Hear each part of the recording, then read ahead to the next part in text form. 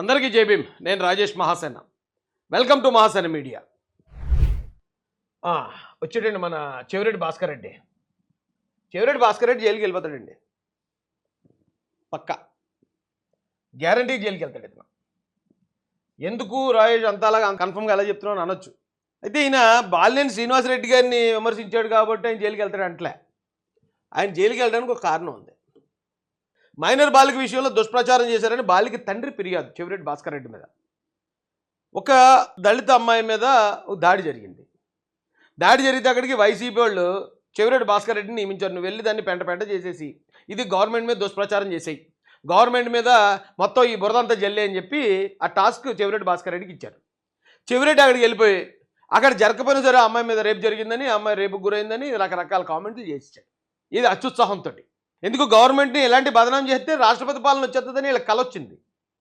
ఆ కళ్ళలో భాగంగా చెవిరెడ్డి భాస్కర్ రెడ్డి వెళ్ళి నోటికి ఏదొస్తే దుష్ప్రచారం చేశాడు. ఇప్పుడు ఇరుక్కున్నాడు. ఇరుక్కోవడం అంటే మళ్ళీ మామూలుగా ఇరుక్కోలేదండి. ఆ అమ్మాయి బాలికి తండ్రి ఫిర్యాదు ఇచ్చాడు. ఏంటి, నా కూతుర్ని తన గౌరవాన్ని మంట కల్పిస్తాడు, కావాలని ఇంటెన్షనల్గా మా పరువు తీస్తాడు ఆ చిన్నపిల్లదని చెప్పి తండ్రి ఫిర్యాదు చేస్తే దాని మీద SC/ST atrocity case, POCSO case అంటే మామూలు విషయం కాదు.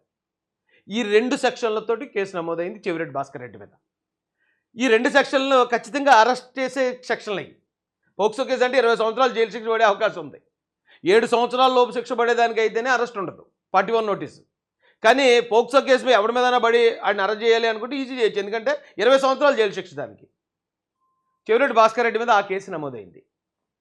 ఎవ్వడు కాపాడలేడు అతను జైలుకి వెళ్ళకుండా, గ్యారంటీ. నేను రాసిస్తాను బాండ్ మీద. అలాంటి కేసు నమోదైంది ఇతని మీద. ఈ కేసు నమోదు చేశారు.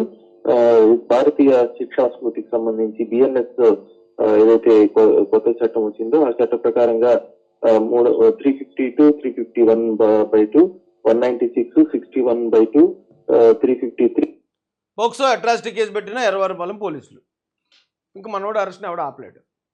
So Chevireddy Bhaskar Reddy on the way. వీళ్ళిద్దరూ ఏదో ఆయన బొక్కలు ఈయన బొక్కలు ఆయన బయట పెట్టుకున్నట్టు ఉందండి. బాలినేని మీరు ఇతర పార్టీ నేతలతో రష్యా వెళ్ళలేదా అని చెవిరెడ్డి భాస్కర్ రెడ్డి అడుగుతున్నాడు. అయితే ఈ బాలినేని గారు ఏమంటారు, చెవిరెడ్డి మీ అమెరికా వ్యవహారాలు బయట పెట్టాలా, పెట్టేయండి. ఇంకా బాలినేని శ్రీనివాసరెడ్డి గారు ఇక్కడ దాకా వచ్చిన తర్వాత ఇంకా ఆగటం ఎందుకు, ఆయన ఎవరో చెప్పేదాకా ఆగటం ఎందుకు, అసలు ఎవరెవరు అమెరికా వెళ్ళారు, అమెరికా వెళ్ళి వీళ్ళు ఏ యాశాలు వేస్తున్నారు, వీళ్ళ బ్లాక్ మనీ అంతా పట్టుకెళ్ళి ఎక్కడ దాచారు, ఇవన్నీ మీకు ఎలాగో తెలిసే ఉంటుంది కదా, అన్నీ బయటపెట్టండి.